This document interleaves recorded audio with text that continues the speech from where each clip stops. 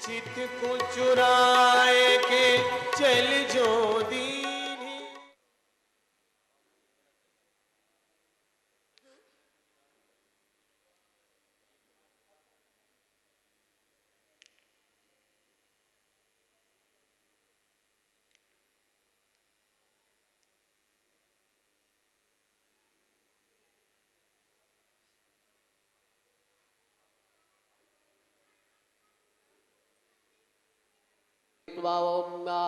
शिवो नामासि स्वधितिस्ते पिता नमस्ते अस्तु माहि गुंसीः निवर्तयाम्यायुखेन्नाद्याय प्रजननाय राजस्पोका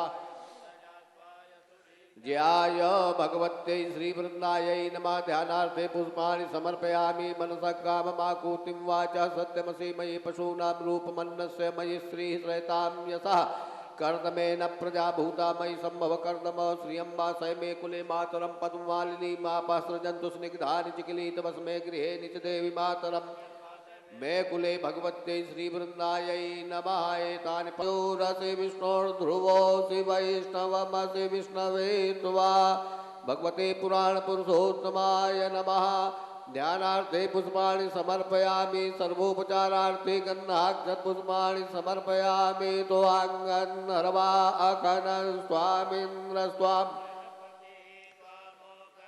सोमो राजा विद्वान्यक्ष्मादमुच्यत अक्षन्नमीमदन्तयवप्रिया अधूखत अस्तौखत स्वभानवो विप्रानविष्ठयामतिजोजान् हरि औषधीः प्रतिमोदध्वपवतीः प्रसूवरीः अश्वा इव सज्जत्वरीर्वीरुधाः पारैष्णवः।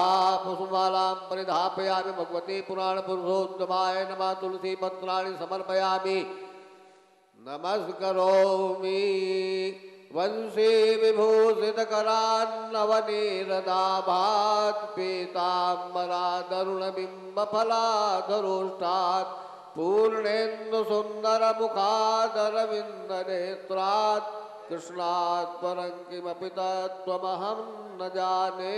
भगवते पुराणपुरुषोत्तमाय नमः।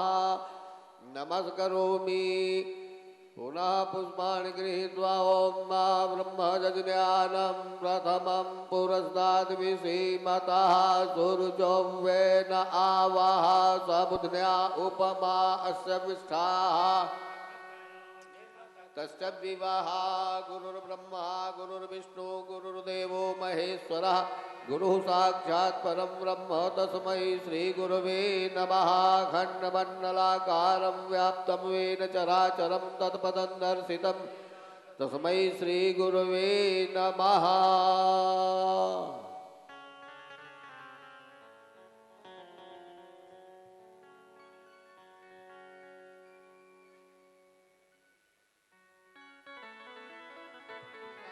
कुर्याज्ज्वलशक्षो सूर्यो अजायत श्रोत्राद्वा णष्टमुखादग्निरजायत इदगुं हविः प्रजननं मे अस्तु दशवीरगुं सर्वगणगुं स्वस्तये आत्मशनि प्रजा शनि पशु शनि न्यभय शनि अग्निः प्रजां बहुलां मे करोत्वन्नं पयोरेतो अस्मासु धत्तो जलेन तदेवाग्निस्तदादित्यस्तदु वायुस्तदु चन्द्रमाः तदेव शुक्रं तद्ब्रह्म तापः स प्रजापतिः। पुष्पैः देवाभिवन्दनं पश्चादात्माभिवन्दनं करौ संशोध्य जलेनाभ्युक्ष्य पुष्पाणि गृहीत्वा पुष्पाञ्जलिम् ॐ यजनेन यजनमयजन्त देवास्तानि धर्माणि प्रथमान्यासन्नातेहनाकं महिमानः सतं गजत्र पूर्वे सन्ति देवाः एकदन्ताय विद्महे वक्रतुण्डाय धीमहि तन्नो दन्ति प्रचोदयात्। ॐ कात्यायन्यै च विद्महे कन्याकुमार्यै च धीमहि तन्नो ॐ नारायणाय विद्महे वासुदेवाय धीमहि तन्नो विष्णु प्रचोदयात्। सेवन्तिकावकुलचम्पकपाटलाब्जैः पुन्नागजातिकरवीररसालपुष्पैः बिल्वप्रवाल पूजयामि जगदीश पुष्पांजलिर्मया दत्तो गृहाण परमेश्वर मंत्र पुष्पांजलिं समर्पयामि भगवते पुराण पुरुषोत्तमाय नमः। बोलिए भागवत भगवान की, श्री कृष्ण भगवान की, कामतानाथ भगवान की, अनुसुईया माता की, मंदाकिनी गंगा की, पवन सुत हनुमान जी महाराज की। हर हर हर महादेव।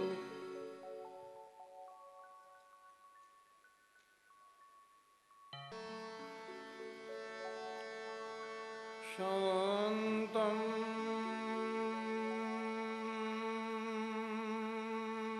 शाश्वतमप्रमेयमनघं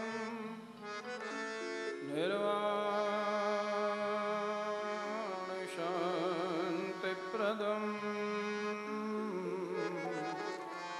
ब्रह्मा शम्भुफणीन्द्रसेव्यमनिशम् वेदान्तवेद्यं विभुं रामाख्यं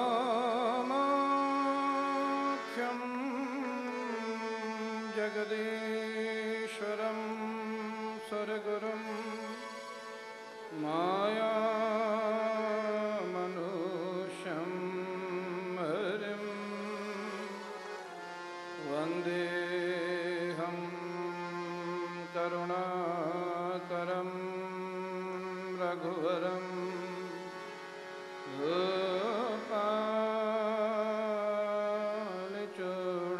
गोपालचूडामणिं वरहपीडं नटवरवपुः कर्णयोः कर्णिकारं विव्रतमास कनककपिशं वैजयन्तीं च माला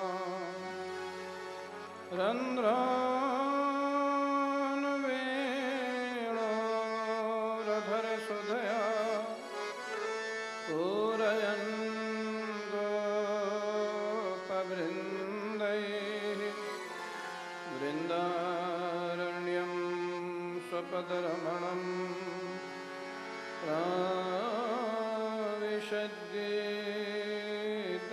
प्राविशद्गीतकीर्तिः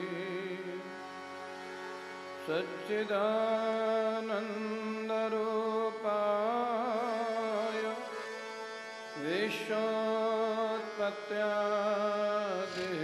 विश्वोत्पत्त्यादिहेतवे तापत्रयविनाशाय श्रीकृष्णाय वयं नमः। यं प्रव्रजन्तमनुपेतमपेतकृत्यं द्वैपायनो विरहकातरया जुहाव पुत्रेति तन्मयतया तरवोभिनेदु तं सर्वभूतहृदयं मुनिमानतोऽस्मि।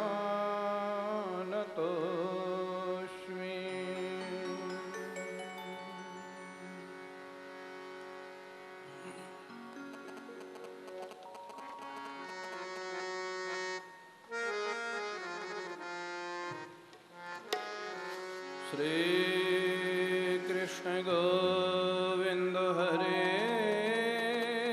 मुरारे, हे नाथ नारायण वासुदेवा। श्रीकृष्ण गोविन्द हरे मुरारे, हे नाथ नारायण वासुदेवा। श्रीकृष्ण गोविन्द हरे मुरारे, हे नाथ नारायण वासुदेवा। श्रीकृष्ण गोविन्द हरे मुरारे, नाथ नारायण वासुदेवा। श्री कृष्ण गोविंद हरे मुरारे, हे नाथ नारायण वासुदेवा।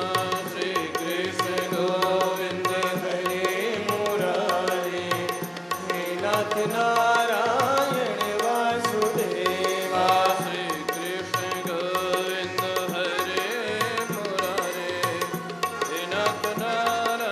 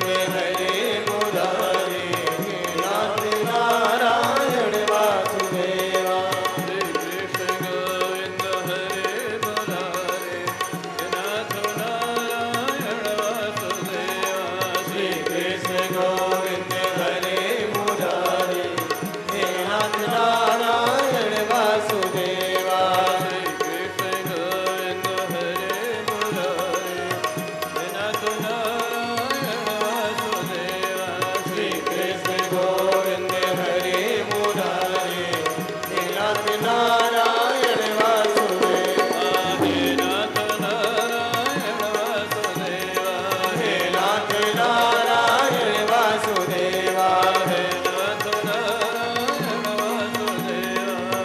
नाथ नारायण वासुदेव हे नाथ नारायण वासुदेव हे नाथ नारायण वासुदेव हे नाथ नारायण वासुदेव हे नाथ नारायण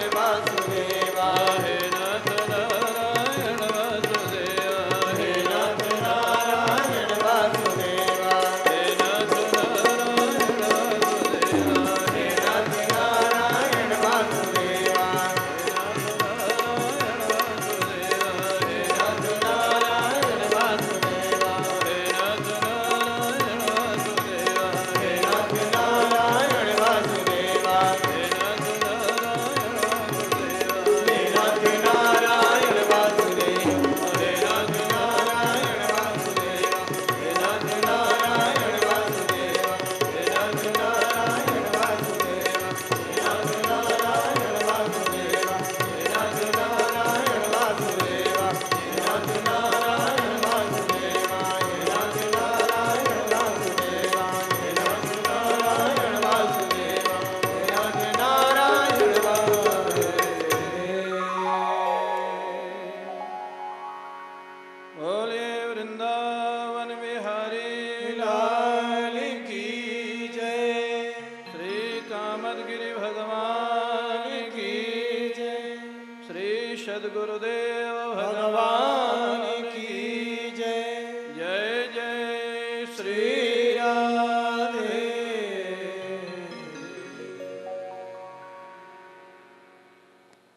लाल की जय जय श्री राधे। परम पूज्य प्रातः स्मरणीय श्री सद्गुरुदेव भगवान के श्री चरणारविंदों में साष्टांग प्रणाम। श्रद्धेय स्वामी श्री मुक्तानंद जी महाराज, समादरणीय भाई जी, पूज्य संत वृंद, समादरणीय विद्वत वृंद, आदरणीय श्री धीरावाणी जी, रामकिशोर जी, समुपस्थित भगवत कथा अनुरागी सज्जनों, हम सभी लोग पुनः श्रीमद् भागवत में भगवान कृष्ण की जो दिव्य लीलाएं हैं, महाराष्ट्र तक की लीलाओं का हम लोगों ने श्रवण किया। भगवान महाराष्ट्र के पश्चात पुनः अपना वही क्रम प्रारंभ कर देते हैं, नित्य प्रति गोचारण करने का, और गोपियों का जीवन कृष्ण लीला प्रगायन्त्यः निन्युर्दुखेन वासरान, भगवान की लीलाओं का आश्रय लेकर के किसी तरह अपने दिन को व्यतीत करती थी। सुखदेव जी महाराज कहते हैं,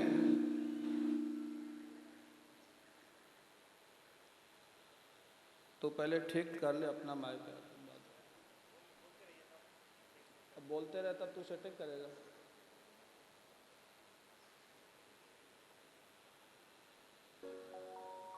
सुखदेव जी महाराज कहते हैं, राजन, कंस का जो क्रम था वो भी अपने क्रम से चल रहा था।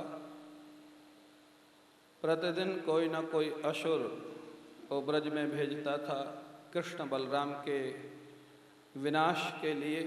सफल नहीं होता था, अलग बात है। एक वृषभासुर नाम का दैत्य था। वृषभासुर इसको इसलिए कहते हैं क्योंकि वृषभ की आकृति में था। वृषभ माने बैल या सांड, जो भी कहें। और वृषभ को हमारे धर्मशास्त्र में धर्म का प्रतीक माना गया। तो बोले वृषभासुर, ये दोनों विरोधी शब्द कैसे जुड़ गए? असुर धर्म का विरोधी होता है और वृषभ धर्म का प्रतीक होता है। तो वृषभासुर नाम कैसे पड़ गया? तो इसमें बताते हैं कि जहाँ बाहर से दिखाई देता हो कि ये धर्म है और उद्देश्य उसका अधर्म हुए, बहुत काम ऐसे होते हैं जो बाहर से प्रायः लोग दिखाई देते हैं कि बड़ा धर्म का काम कर रहे हैं, लेकिन उद्देश्य उसमें कुछ गलत छिपा होता है। उस धार्मिक कार्य को वृषभासुर की पदवी दी जाती है, उस व्यक्ति को वृषभासुर की पदवी दी जाती है जो बाहरी प्रदर्शन में धार्मिक बना रहता है और अंदर उद्देश्य अधर्म का होता है। उसको क्या कहा जाता है? वृषभासुर। हाँ, देखने में धर्म हुए, उद्देश्य अधर्म हुए, हाँ, उसका नाम है वृषभासुर। वृषभासुर वृषभ बन करके गया, क्यों? भगवान गोचारण करते हैं, गाय बछड़ों की रक्षा भगवान करते हैं, इसलिए ये भी बछड़ा बनकर बैल बन करके गया। हाँ, देखने में तो यही लगता है कि धर्म का स्वरूप है, लेकिन जा करके ये ब्रज में बछड़ों को और गायों को परेशान करने लग गया, ग्वाल वालों को धमकाने लग गया। पशवो दुर्दुर्भीता, सारे गैया बछड़े भयभीत होकर के भागे, बड़ा उपद्रवी था, सबको मारने लग गया। भगवान कृष्ण के शरण में गए। ऐसे जो वृषभासुर होते हैं ना, आज समाज में बहुत है महाराज। हाँ, देखने में धर्मात्मा होंगे, अंदर से अधर्म करते होंगे और लोगों को बेवकूफ़ बनाते हैं धर्म के नाम पर। गृहस्थों में भी हैं, बाबाओं में भी हैं, दोनों में ही है महाराज। हाँ, तो महाराज ऐसे लोगों को उद्धार भी भगवान करते। भगवान तो सबका ही उद्धार करते। भगवान ने वृषभासुर के महाराज सींग पकड़े, तमापतंतम संदृगीह श्रृंगयो हो पदा समाक्रम निपात्य भूतले। सींग पकड़ करके घुमा करके जमीन में दे पटका और वृषभासुर का गोविंदाय नमो नमः कर दिया महाराज। हाँ, आप लोगों को बेवकूफ़ बना सकते हैं, लेकिन अपने को और भगवान को बेवकूफ़ नहीं बना सकते। दो से तो आप नहीं बच सकते, ना अपनी नज़र से और ना भगवान की नज़र से। हाँ, बाकी सारी दुनिया को आप बेवकूफ़ बना दे, यद्यपि संभव नहीं है, कहीं ना कहीं पकड़ ही जाता है व्यक्ति, लेकिन आप अपने से तो नहीं बच सकते और भगवान से नहीं बच सकते। तो ऐसे लोगों का उद्धार भी भगवान करते हैं। वृषभासुर का उद्धार किया। देवर्षि नारद पहुंच गए महाराज कंस के यहाँ। नारद जी ने कहा, कंस तो प्रतिदिन कोई ना कोई असुर ब्रज में भेजता है, वो लौट के आता ही नहीं, अगले दिन तो दूसरा भेज देता है। तो भी अजीब बेवकूफ़ व्यक्ति है, पता तो लगाना चाहिए कि उसका क्या हुआ जिसको कल भेजा था। कंस ने कहा, महाराज आपके पास तो त्रिलोकी की सूचना है, आप ही बता दीजिए उसका क्या होता है। नारद जी ने फिर भेद खोलाया।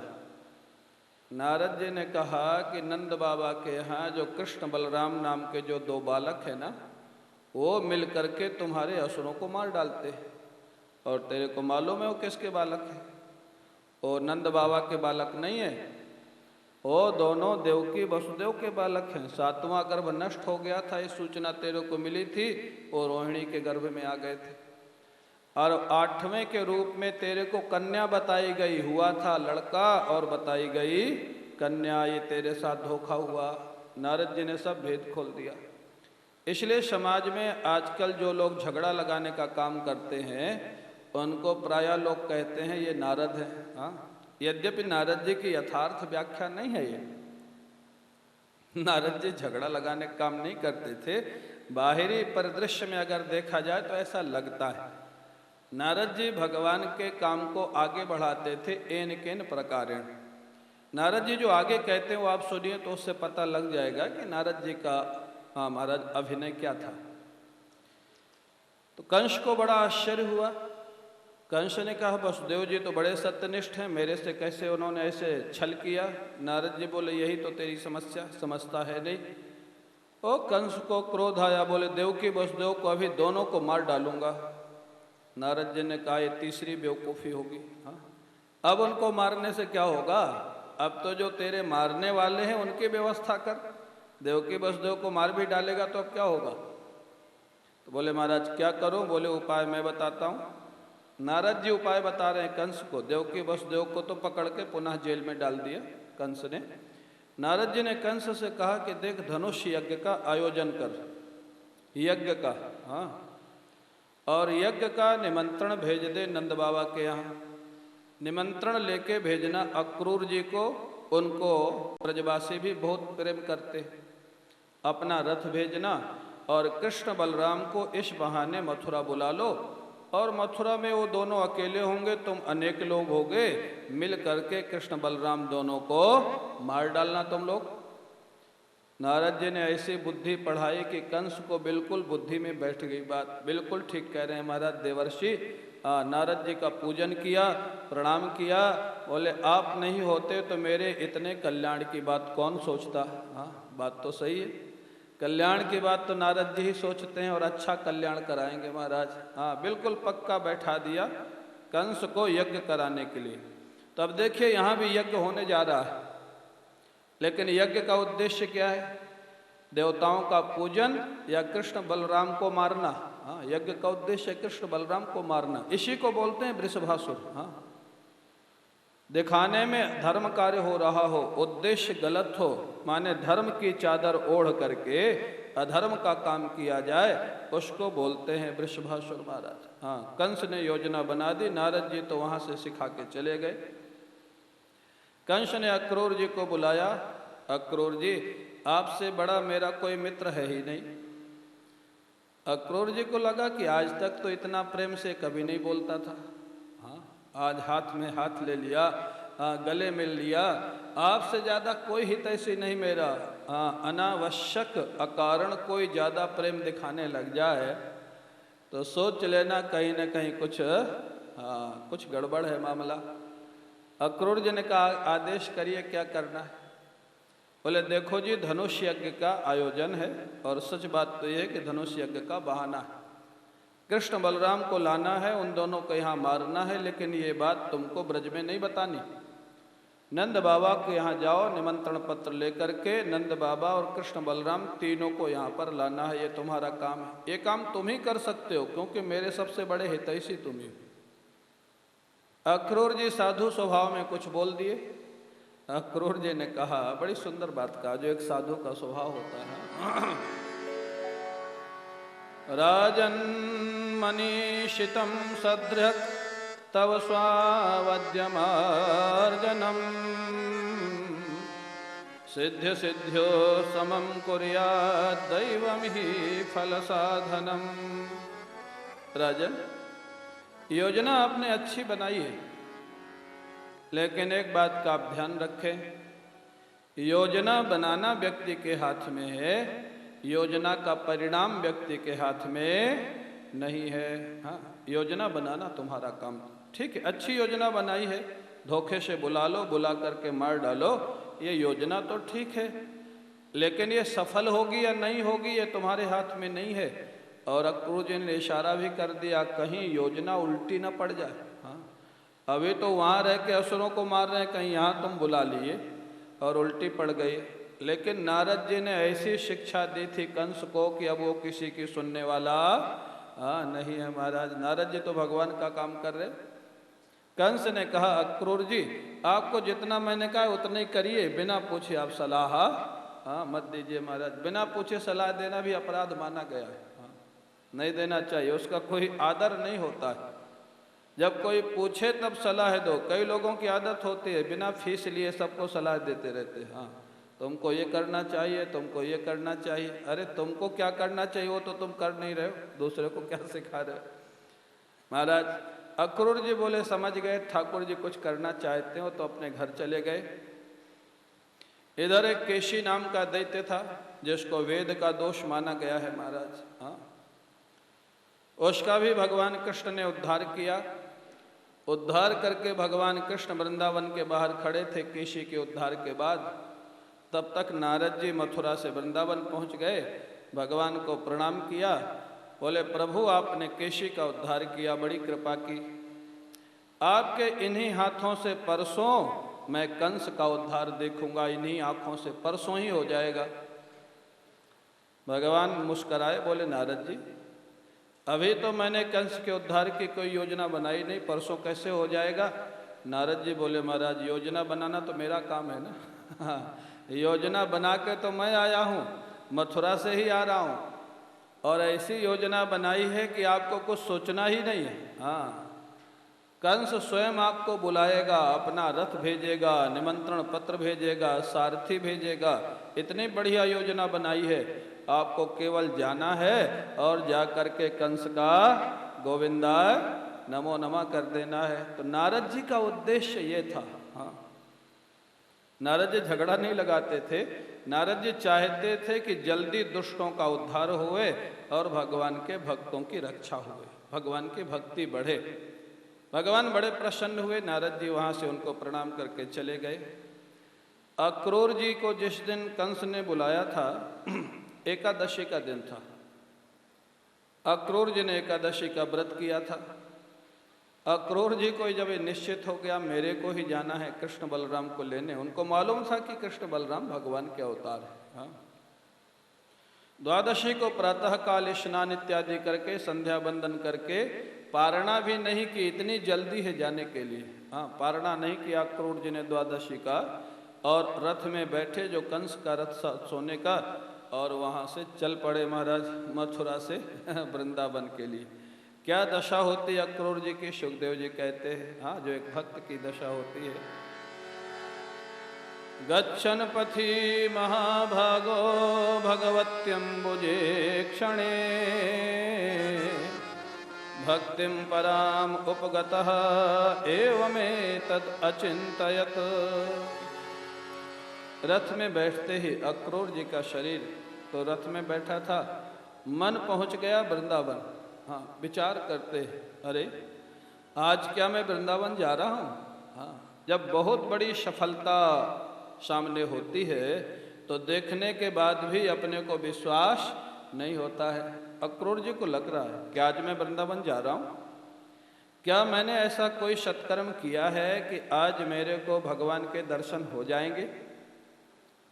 फिर विचार करते हैं क्या कोई सत्कर्म से भगवान के दर्शन होते। भगवान के दर्शन तो उनकी कृपा से होते। अक्रूर जी कहते हैं लगता है भगवान की कृपा कंस के माध्यम से मेरे ऊपर आज हुई है। हाँ, ये महाराज भगवान कृपा किसके द्वारा क्या करवा दें आप कह नहीं सकते। हाँ, एक कल्पनातीत बात होती है। यहाँ अक्रूर जी स्वीकार करते हैं कंसो बताद्या कृतमेत्य अनुग्रहम, भगवान कृष्ण कंस के द्वारा भी कृपा करवा सकते हैं, ये तो मैंने कभी कल्पना भी नहीं की थी। हाँ, पूज्य पंडित रामकिंकर जी महाराज कहते थे बोले भगवान किसके द्वारा क्या करवा दें ये आप कल्पना नहीं कर सकते। हाँ, क्योंकि वो तो सर्वतंत्र स्वतंत्र हैं, कब किसको क्या प्रेरणा दे दें। अक्रूर जी कहते हैं कि कंस और भी तो किसी को भेज सकता था ना। हाँ, मेरे को ही भेजा, ये भी श्री कृष्ण की कृपा है। हाँ, मेरे को ही भेजा। रथ में महाराज बैठ गए, इतने भाव में डूब गए कि रथ चलाना ही भूल गए। हाँ, अब घोड़े खड़े, मथुरा के बाहर रथ खड़ा। अक्रूर जी भावावेश में रथ में महाराज पड़े हुए सोच रहे जैसे मैं पहुंचूंगा आज वृंदावन, भगवान कृष्ण के जैसे ही दर्शन होंगे रथ से कूद पड़ूंगा, कूद करके उनके चरणों में साष्टांग लेट जाऊंगा। और जब उनके चरणों में साष्टांग लेट जाऊंगा तब वो विचार करते हैं भगवान के लिए, भगवान क्या ऐसा करेंगे। बड़ी सुंदर भाव है अक्रूर जी महाराज का। अप्यंघ्रि मूले पतितस्य मे विभुः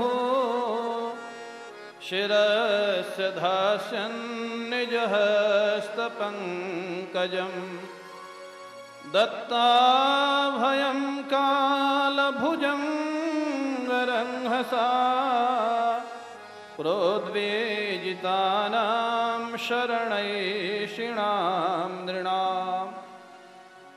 जब मैं भगवान के चरणों में गिर जाऊंगा तो क्या वो परमात्मा मेरे सिर पर अपना हस्तकमल रखेंगे, और जब वो अपना हस्तकमल रखेंगे मेरे को आशीर्वाद देंगे, उठ करके मैं खड़ा हो जाऊंगा तो क्या वो कृपापूर्ण दृष्टि से मेरी तरफ देखेंगे, और जब वो कृपापूर्ण दृष्टि से देखेंगे मेरे को प्रेम पूर्वक तो क्या थोड़ी देर के बाद वो अपने हृदय से मेरे को लगा लेंगे। जब वो अपने हृदय से लगा लेंगे तो मेरा ये मनुष्य जीवन धन्य हो जाएगा, आनंद में मैं डूब जाऊंगा। और उसके बाद क्या वो मेरे से पूछेंगे, लब्धांग संगम प्रणतम कृतांजलिम माम बक्षते क्रूर तते तिरुस्रवाह। क्या मेरे से पूछेंगे, चाचा जी सब कुशल तो है ना? और कृष्ण भगवान जब मेरे को अपना चाचा कह करके बुलाएंगे तो मेरा जीवन ही धन्य हो जाएगा। हाँ, भगवान जिसको अपना संबंधी बना ले, हाँ, भगवान जिसको स्वीकृति दे दे, उसके जीवन में क्या पाना शेष रहेगा। ये सोच रहे थे अक्रूर जी महाराज। और जानते हो कितनी देर सोचते रहे? स्वामी जी कह रहे थे अक्रूर जी को ज्यादा नहीं सोचने देना आज। लेकिन वो तो दिन भर सोचते रहे महाराज। प्रातः काल रथ से चले थे मथुरा से और सायंकाल हो गया। हाँ, दिन भर भावावेश में पड़े रहे। ये भाव था अक्रूर जी का महाराज। दिन भर पूरा दिन बीत गया, रथ मथुरा के बाहर ही खड़ा है। सायंकाल होने को आ गया, भगवान कृष्ण ने अपनी योग माया को भेजा, अक्रूर जी का रथ वृंदावन पहुंचाओ, नहीं तो ये वृंदावन पहुंचने वाले नहीं है। हाँ, पूरी द्वादशी बीत गई, न भूख लगी न प्यास लगी, भाव राज्य में डूबे हुए हैं महाराज। हाँ, ये भाव समाधि, भक्ति की समाधि। योग माया ने अक्रूर जी के रथ को वृंदावन पहुंचाया। वृंदावन जब पहुंचे तो यहाँ पर लिखा है, रथेन गोकुलम प्राप्तः सूर्यश्चास्त गिरिम नृप। अक्रूर जी वृंदावन पहुंचे। गोकुल यहाँ शब्द लिखा है, गवाम कुलह गोकुला, ऐसा अर्थ कर लो, जहाँ बहुत गाय रहती थी, क्योंकि भगवान गोकुल से तो जा चुके।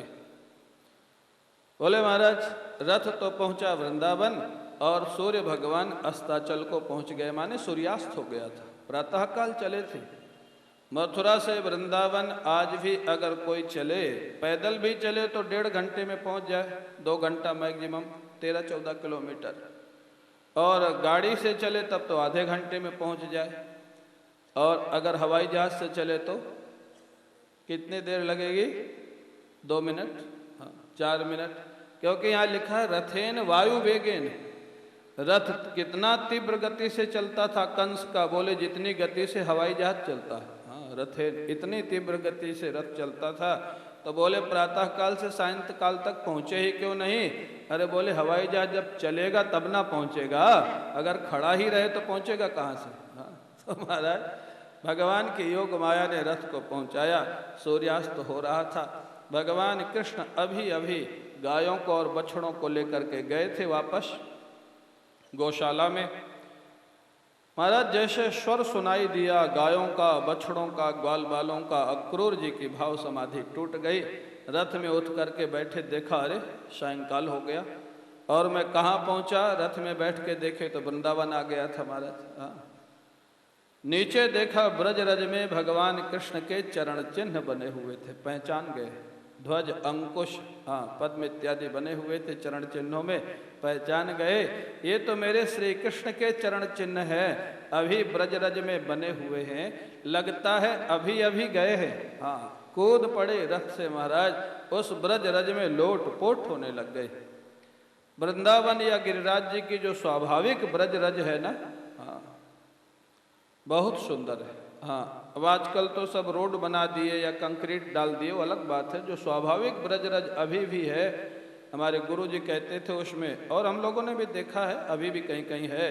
एक तो उसमें कंकड़ नहीं है, पैर में बिल्कुल चुभती नहीं, और दूसरा वर्षा भी हो जाए तो भी वो पैर में चिपकती नहीं है। हाँ, बोले प्रेम भी है और वैराग्य भी है। हाँ, दोनों है।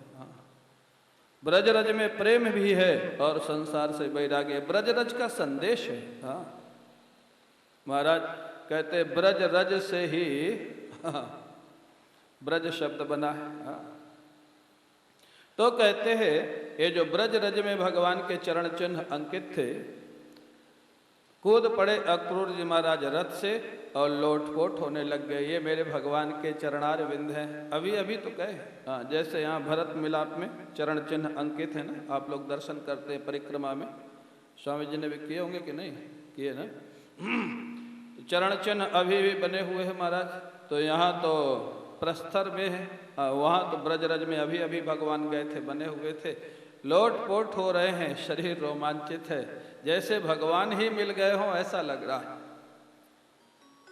अश्रुपात हो रहा है, शरीर रोमांचित है। सुखदेव जी महाराज कहते हैं, राजन मनुष्य जीवन का साफल्य यही है। हाँ, मनुष्य जीवन की सफलता क्या है? बोले जो दशा अक्रूर जी की इस समय हो रही है भगवान कृष्ण के प्रेम में, ऐसा प्रेम जीवन में आ जाए तो सोचो मनुष्य जीवन सफल हो गया। हाँ, ऐसा प्रेम भगवान के प्रति कथा से, जप से, ध्यान से आपका मन भगवान के प्रति रम जाए किसी भी तरह से, तो जीवन सफल हो जाए। बहुत देर तक लोटपोट होने के बाद अक्रूर जी उठे, उठ करके रथ में बैठे, वृंदावन में प्रवेश किया। लोगों से पूछा, भैया कृष्ण बलराम कहाँ मिलेंगे इस समय? बोले इस समय तो गौशाला में मिलेंगे, घर में नहीं मिलेंगे। गायों का दूध निकालते थे कृष्ण बलराम। अक्रूर जी रथ को लिए हुए सीधे गौशाला चले गए, नंद भवन नहीं गए, सीधे गौशाला। गौशाला में देखा महाराज श्री कृष्ण बलराम को, ददर्श कृष्णम रामम च ब्रजे गोदोहनम गतौ पीत नीलांबरधरौ शरदंबूरुहे क्षणौ किशोरौ श्यामलश्वेतौ श्रीनिकेतौ बृहद्भुजौ सुमुखौ सुंदरवरौ वालदुरद विक्रमौ। कैसे थे श्री कृष्ण बलराम? बोले एक पीतांबर पहने थे कृष्ण भगवान और बलराम जी नीलांबर पहने थे। सिर पर रस्सी बांधे हुए थे। जो लोग गायों का दूध निकालते हैं वो लोग जानते हैं, सिर पे रस्सी बांधते हैं जब दूध निकाला जाता। क्यों? दूध निकालते समय कोई कोई गैया लात मारती है महाराज। तो गाय के पैर बांधने के लिए वो रस्सी का प्रयोग होता है। कृष्ण बलराम भी सिर पे रस्सी बांधे हुए हैं, हाथ में दूध निकालने की बाल्टी लिए हुए हैं, और महाराज शरीर कैसा है? बोले हाथी के जैसे दो बच्चे हो। इतना हृष्ट पुष्ट शरीर, जैसे हाथी के बच्चे हो। ये हमारी संस्कृति, हृष्ट पुष्ट रहना। पहले के समय में तो हर घर में महाराज एक पहलवान होता था। हमारे क्षेत्र में हर घर में एक न एक पहलवान होता था, दंड बैठक लगाता था, कुश्ती लड़ता था। आजकल तो वो सब महाराज कुछ रहा नहीं। महाराज हाथी के बच्चों के जैसे जा कर के जो उनकी भावना थी, रथ से कूद पड़े, भगवान के चरणों में साष्टांग लेट गए। भगवान कृष्ण ने अपना हस्त कमल उनके मस्तक पर रखा, उठ के खड़े हुए। भगवान कृष्ण ने अक्रूर जी को हृदय से लगा लिया। बहुत देर तक आप कल्पना करें, साक्षात भगवान सामने हैं और ये भगवान है, अक्रूर जी ये जानते भी हैं। दोनों हो तभी पूरा आनंद आता है। भगवान सामने खड़े हों और आपको पता ही ना हो कि भगवान है तो भी पूरा आनंद नहीं आएगा। दुर्योधन के सामने भी तो कृष्ण खड़े थे ना। दुर्योधन बोल रहा था ये जादूगर है, ये जादू जानता है और कुछ नहीं। तो भगवान है ये पता है अक्रूर जी को, और भगवान हृदय से लगाए हुए हैं। परमानंद में डूब गए अक्रूर जी महाराज। बहुत देर तक हृदय से लगे रहे। उसके बाद भक्त वत्सल भगवान ने वही प्रश्न पूछा जो अक्रूर जी ने रास्ते में अभिलाषा की थी, कल्पना की थी। भगवान ने कहा, चाचा जी कुशल से तो होना।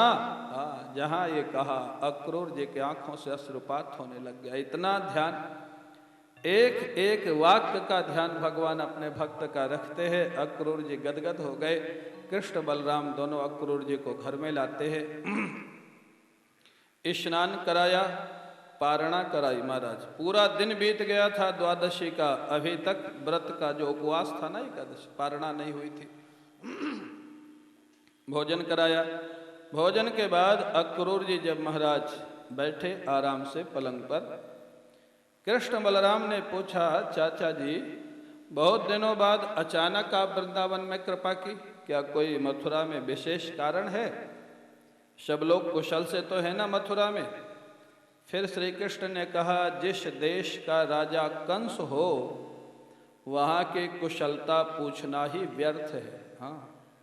जहाँ राजा दुष्ट होगा वहाँ प्रजा कुशलता से कैसे रहेगी महाराज? पूछना ही व्यर्थ है। अच्छा फिर भी आप बताइए आपका आना कैसे हुआ?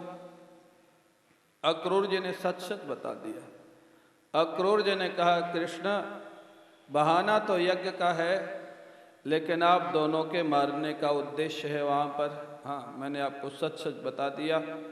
कन्हैया ने कहा, चाचा जी आपने हमको सच सच बताया वो तो ठीक है, लेकिन नंद बाबा को सच सच मत बताना। बोले क्यों? अगर उनको पता लग गया तो वो हमको मथुरा जाने नहीं देंगे।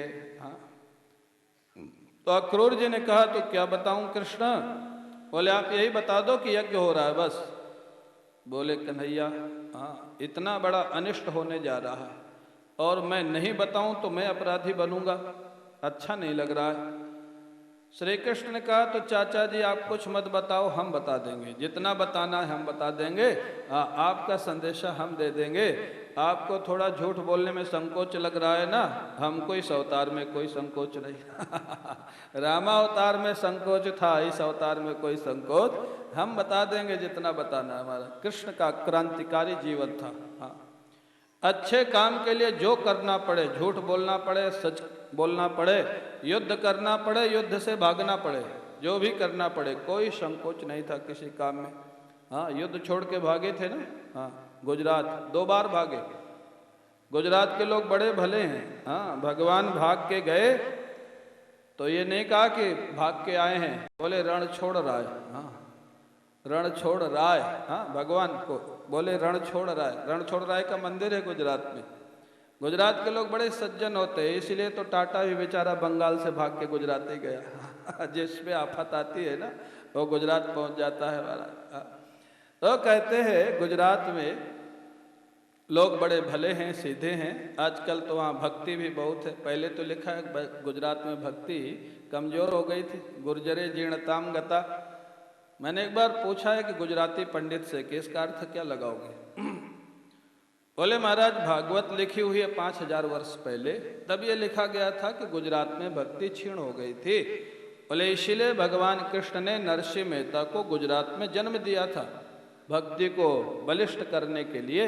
बोले नरसिंह मेहता के आने के बाद गुजरात में भक्ति स्वस्थ हो गई है, अब जीर्ण नहीं है। मैंने कहा ठीक है, अच्छी संगति है।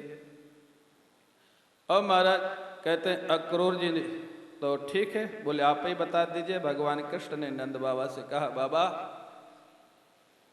मामा जी आए का यज्ञ हो रहा है, उनका रथ लेकर के अक्रूर जी आए हैं, हम सबको चलना है। हाँ, मथुरा में यज्ञ है। बाबा बड़े प्रसन्न हुए, लाला का इतना सम्मान। हाँ, राजा कंस ने अपना रथ भेजा, मेरे लिए तो कभी नहीं भेजता था, लगता है कोई चमत्कारी है बालक हमारा। हाँ, राजा अपना रथ भेजा बुलाने के लिए, हमारे बालकों के लिए। बड़े प्रसन्न महाराज। रात्रि में ही सूचना करवा दी वृंदावन में कल दूध दही मक्खन जिसके पास जो है सामग्री लेकर के राजा के पास जाना है, परसों वहाँ यज्ञ है, यज्ञ में शामिल होना है। ग्वाल बाल बड़े प्रसन्न, कल मथुरा जाने को मिलेगा। पहली बार मथुरा जा रहे हैं। जैसे बच्चों को होता है ना, कहीं शहर में, गांव के बच्चों को शहर में जाने को मिले तो बड़े प्रसन्न हो जाते हैं, या शहर के बच्चों को विदेश जाने को मिल जाए, हाँ, सिंगापुर चले जाएं, दुबई चले जाएं, अमेरिका चले जाएं, बड़े खुश हो जाते हैं मर्द। ऐसे ग्वाल बाल बड़े प्रसन्न, रात्रि भर तैयारी की, सोए नहीं कि कल जाना है। और गोपियां अत्यंत दुखी, रात्रि भर उनको भी नींद नहीं आई, क्योंकि कृष्ण बलराम कल वृंदावन से मथुरा चले जाएंगे, ये उनको पता है। नींद दोनों को नहीं आई, एक को प्रसन्नता में नींद नहीं आई और एक को दुख में नींद नहीं आई। बहुत प्रसन्नता हो तो भी नींद गायब हो जाती और बहुत दुख होए तो भी नींद गायब हो जाती है। जब दोनों नहीं होते तभी नींद आती है। हाँ, जैसे आप लोगों को कभी कभी आ जाती है ना। हाँ, ना दुख है और ना प्रसन्नता है। दुख इसलिए नहीं है कि भोजन भी मिल रहा है, कमरा भी मिला हुआ है, आराम से रहना, कोई कष्ट तो है नहीं। हाँ, और कथा में ज़्यादा आनंद नहीं आया तो कोई महाराज आनंद भी नहीं है, इसलिए बीच के रास्ते में नींद आ जाती है। हाँ, कई लोग सो जाते हैं यहाँ बैठे बैठे, अच्छी बात है, कम से कम चैन से सो तो रहे हो ना। हाँ, सोनी मास्टर इतना परोपकार तो कर रहे हैं कि आपको चैन की नींद आ रही है। कथा सुनो तो भी लाभ और चैन की नींद आ जावे तो भी लाभ, लाभ तो दोनों ही है। अब महाराज कहते दोनों को नींद नहीं आई। प्रातः काल ब्राह्म मुहूर्त होते ही सारी गोपियां पहुंच गई नंद भवन के बाहर, करुण क्रंदन करने लग गई। हाँ, ब्रह्मा जी को भला बुरा बोलती हैं, स्वाभाविक जैसे होता है, गोपियां कहती है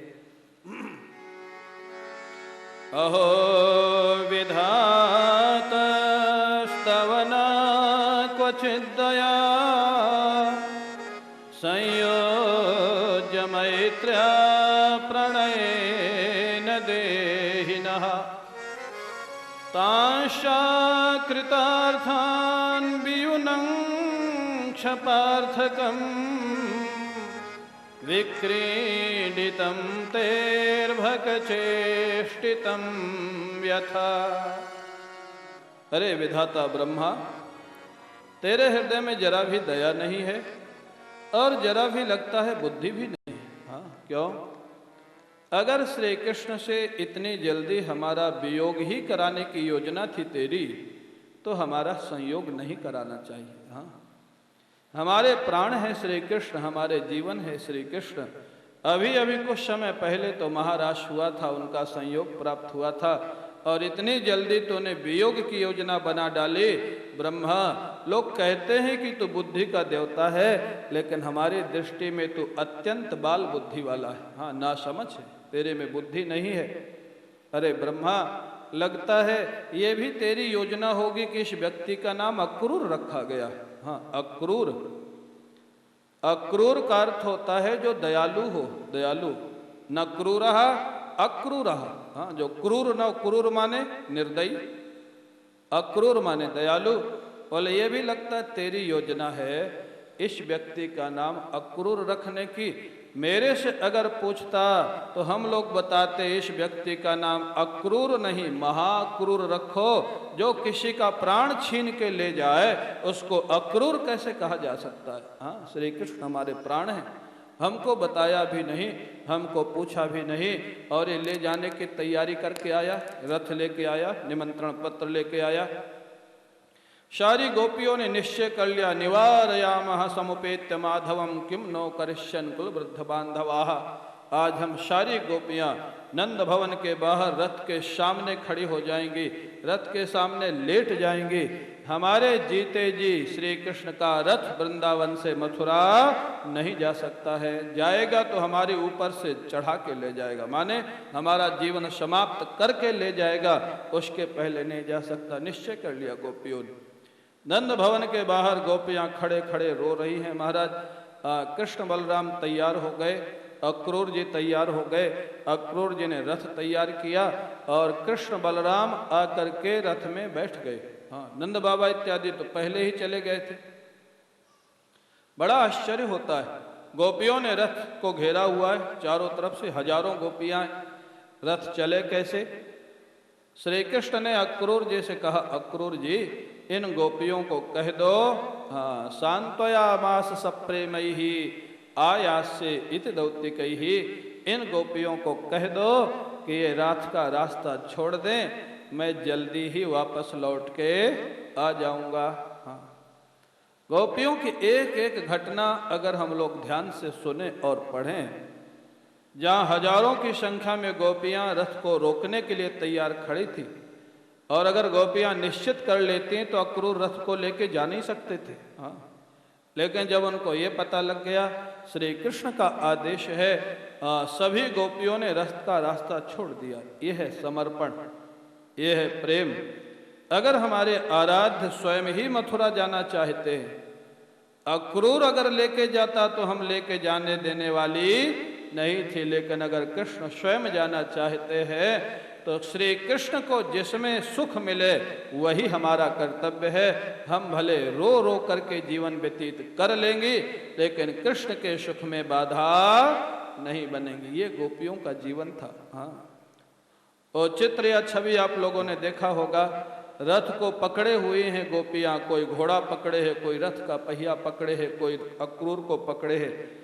वो उस समय की स्थिति है जब तक कृष्ण ने आदेश नहीं दिया था। श्री कृष्ण के आदेश के बाद एक भी गोपी ने रथ को नहीं पकड़ा, छोड़ दिया, और श्री कृष्ण बलराम का रथ आगे बढ़ चला। यहाँ पर जीव गोस्वामी जी ने लिखा है, भगवान कृष्ण स्वयं भी तो गोपियों से कह सकते थे ना कि तुम लोग रास्ता छोड़ दो, मैं जल्दी लौट आऊंगा। इतना क्या वैमनस्य हो गया था?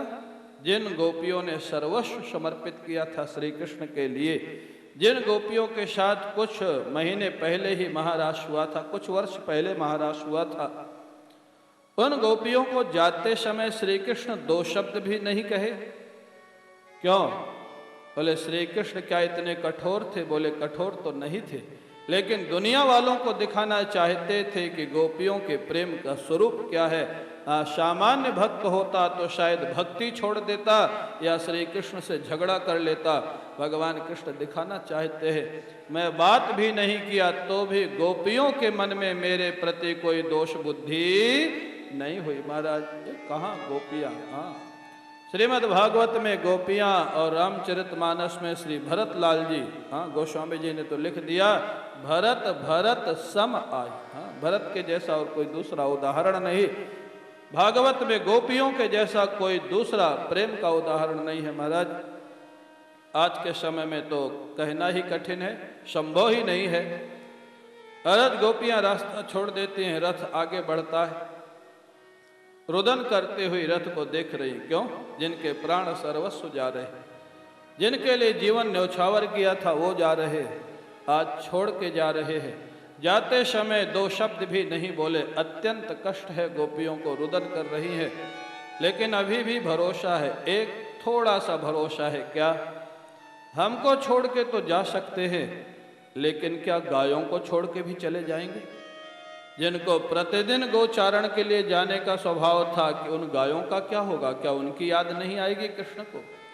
अच्छा चलो गायों को छोड़ सकते हैं, लेकिन क्या अपनी मैया को भी छोड़ के चले जाएंगे? यशोदा जी को, हाँ, जिनके बिना लाला को नींद नहीं आती थी, जिनके बिना माखन नहीं खाते थे, अच्छा क्या उनको भी छोड़ के जा सकते हैं?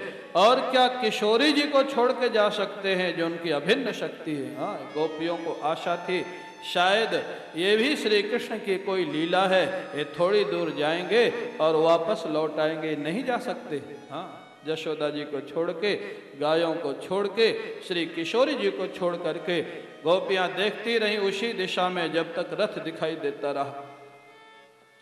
रथ दिखना बंद हो गया, रथ की धूल दिख रही थी, धूल, तब तक भी उसी दिशा में देखती रही। शायद अभी लौट के आ जाए, शायद अभी लौट के आ जाए। कितना विलक्षण प्रेम था गोपियों का। हाँ, सुन करके आश्चर्य होता है। जीवन में आना तो भगवान की अहेतु की कृपा हो तो ही संभव है। उसी दिशा में देखते रहे, जब धूल दिखना भी बंद हो गई, गोपियां निराश होकर के लौट आती हैं घरों में। और भगवान कह गए थे कि मैं आऊंगा, केवल इस वाक्य के सहारे। हाँ, एक ही वाक्य था। अगर ये नहीं कहते कि मैं आऊंगा तो गोपियों का उसी समय प्राणांत हो जाता, वो जीवित नहीं रह सकती थी। इसलिए भगवान ने कहा था मैं आऊंगा। इस वाक्य का आश्रय लेकर के गोपियां भगवान कृष्ण के प्रत्यागमन की प्रतीक्षा में अपना जीवन व्यतीत करने लग जाती है। उधर अक्रूर जी महाराज जमुना जी पहुंच जाते हैं, स्नान करते हैं। स्नान करके महाराज संध्या बंदन करने लग गए। कृष्ण बलराम को रथ में ही बैठा दिया था। जमुना जी के अंदर देखा कि कृष्ण बलराम दिखाई दिए। अरे यहाँ कहाँ से आ गए? मैं तो इनको रथ में छोड़ के आया था। बाहर निकल के देखे तो रथ में बैठे, फिर अंदर डुबकी लगा के देखा तो अंदर दिखाई दे रहे। अक्रूर जी को लगा ये क्या है, वहाँ भी है यहाँ भी है। और ध्यान से देखा जमुना जी के अंदर तो कृष्ण बलराम भगवान नारायण और शेष के रूप में दर्शन देने लग गए जमुना जी के अंदर। अक्रूर जी महाराज वहीं स्तुति करने लग गए। समझ गए तो साक्षात परमात्मा है। मेरे को हृदय में जो थोड़ा दुख था कि इनका कहीं कोई अनिष्ट ना हो जाए, वो भ्रांति मिटाने के लिए ठाकुर जी ने दर्शन दिया है। अक्रूर जी जल के अंदर स्तुति करते भगवान की। न तोष्मे हम त्वाखिल हेतु हेतुम नारायणं पुरुषमाद्यमव्ययम् यन्नाभिजातादरविन्दकोशात् ब्रह्मा विराशेद्यत एष लोकः। हे प्रभु, आप सारे संसार के कारण भी हैं और कारण नहीं भी हैं। अखिल हेतु हेतुम, सभी कारणों के कारण भी है और कारण नहीं भी है।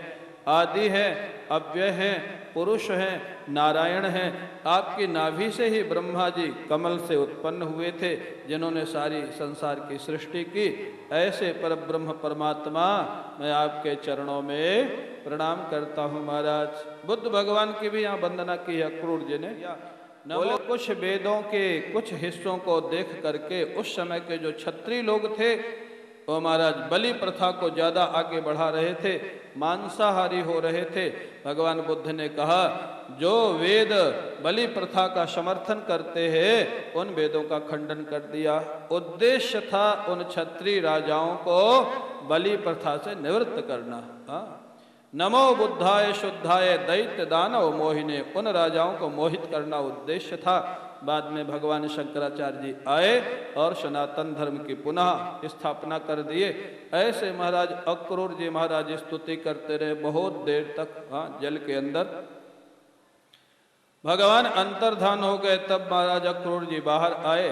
भगवान कृष्ण बलराम रथ में बैठे हुए मुस्कुरा रहे थे।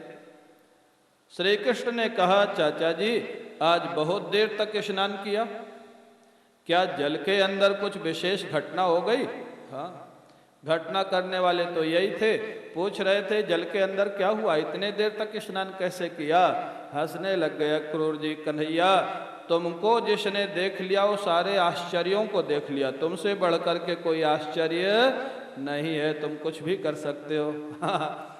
अब महाराज रथ में बैठाल करके अक्रूर जी मथुरा जी पहुंच गए, जहां नंद बाबा इत्यादि पहले से ही पहुंच गए थे। कन्हैया ने कहा, मामा चाचा जी आप जाओ और कंस मामा को बता देना कि हम लोग आ गए, आपका तो इतना ही काम था। अक्रूर जी ने अभी अभी तो दर्शन किया था कि साक्षात भगवान है। अक्रूर जी ने कहा, कन्हैया आप मथुरा जी आने के बाद भी क्या मेरे घर को पवित्र नहीं करेंगे? हाँ, मेरे घर जरूर आपको आना है। श्री कृष्ण ने कहा, जरूर आऊंगा, लेकिन पहले मामा से तो मिल लूं जिसने बुलाया इतने प्रेम से, पहले मामा का उद्धार कर दूं, मामा के घर होके फिर आपके घर आऊंगा। महाराज अक्रूर जी को भी आश्वासन दे दिया। अक्रूर जी वहां से चले गए, राजा कंस को बता दिया और इधर महाराज ये लोग विश्राम करने लग गए। अब आप लोग भी थोड़ा संकीर्तन करो और फिर मथुरा लीला का प्रारंभ होगा। बोलिए वृंदावन विहारी